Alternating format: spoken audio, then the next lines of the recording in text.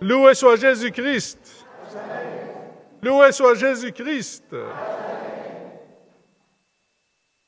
Jésus disait dans cet évangile, « Un prophète n'est méprisé que dans son pays, sa parenté et sa maison. » Et là, il ne pouvait accomplir aucun miracle. Il guérissait seulement quelques malades en leur imposant les mains. Ce temps passé par Jésus à Nazareth, chez lui à Nazareth, et cet apparent échec de son apostolat n'est pas sans nous rappeler, général d'ailleurs, l'échec de Jésus. D'ailleurs, on le dit bien dans l'introduction. Il est venu parmi les siens et les siens ne l'ont pas reçu. Mais l'histoire de Jésus et de cette histoire et de cette pierre fondatrice qui est la pierre rejetée par les bâtisseurs. Et notre société actuelle est marquée par un grand rejet de Jésus. Peut-être encore plus qu'avant. Combien n'est-il pas douloureux dans les familles de voir les enfants qui ont pourtant été éduqués dans la foi, abandonner le chemin du Seigneur. Dans cet évangile, il est dit, par leur manque de foi, Jésus ne pouvait pas faire grand-chose, ne pouvait pas faire de miracle.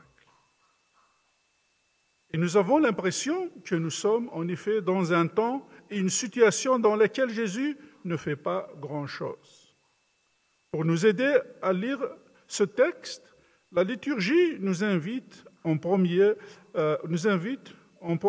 la première lecture à prendre le livre d'Ésaïe, afin de comprendre cette situation. Ce livre nous est donné pour vivre un temps comme nous vivons le nôtre. En traversant le temps que nous vivons, nous risquons d'être perdus et de céder à la tentation. Ce n'est pas facile d'être chrétien aujourd'hui. On voit des défaites de toutes parts. Et l'on peut se demander, comme beaucoup le font, s'il ne faudrait pas se tourner vers quelque chose de plus attirant et qui marche mieux. Et le prophète Ézéchiel nous est donné, comme Jérémie avant, d'une manière particulière pour affronter notre temps, pour affronter ce temps. Vous avez sans doute entendu le début de ce texte. L'Esprit vint en moi et me fit tenir debout. J'écoutais celui qui me parlait. Une fois qu'il est debout, le Seigneur peut lui parler.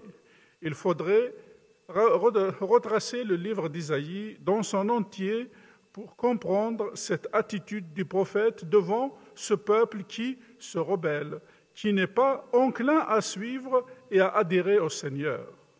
Le rebelle, c'est celui qui refuse l'autorité d'une personne, qui résiste et s'oppose à quelque chose. Les littéraires d'entre nous peuvent se souvenir de ces quelques mots de Corneille qui dit « Jamais à ses désirs mon cœur ne fut rebelle ». Ou encore chez Racine qui dit « Rebelle à tous nos soins, sourd à tout discours, voulez-vous sans pitié finir vos jours ?» Il s'agit de cette opposition, de cette défiance dans un peuple qui refuse la foi, qui passe son temps à la critiquer et à la tourner en dérision. Et au milieu de cela, le Seigneur suscite son prophète. 30 ans plus tard, la 5e année du roi Joachim, le livre d'Ézéchiel donne des dates. Et si on les analyse, ce livre étant près du Lévitique, on découvre qu'il couvre 50 ans, la 50e année étant l'année jubilaire, comme le déclare Jésus. C'est cette année où chaque personne du peuple est appelée à rentrer dans son patrimoine. Une année d'annulation des dettes, notamment pour les esclaves, ceux qui s'étaient mis en gage et qui sont délivrés, afin de rentrer en possession du pays tel que le Seigneur le donne. Avec ces dates, le prophète nous donne la vision de ce chemin. Il y a différentes parties, à commencer par cette dénonciation du péché et de l'idolâtrie, des difficultés du peuple de Dieu qui ne veut pas entendre. Puis, il y a ces jugements contre les nations.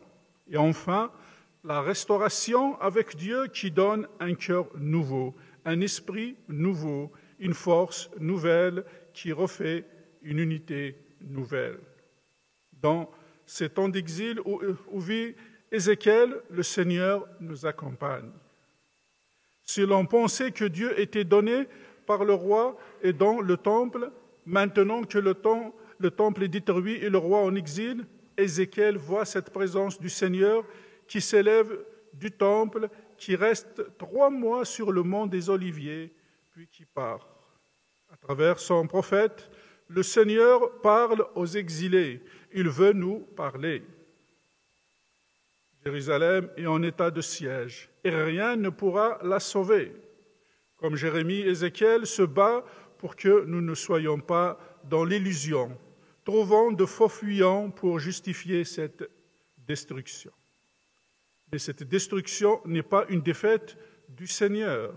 C'est très marqué dans la Bible.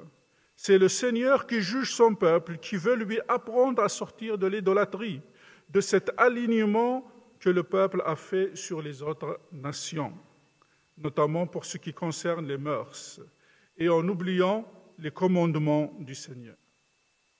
Il n'y a même pas le passé que l'on pouvait rêver en vue de le retrouver pour restaurer ce qui était avant.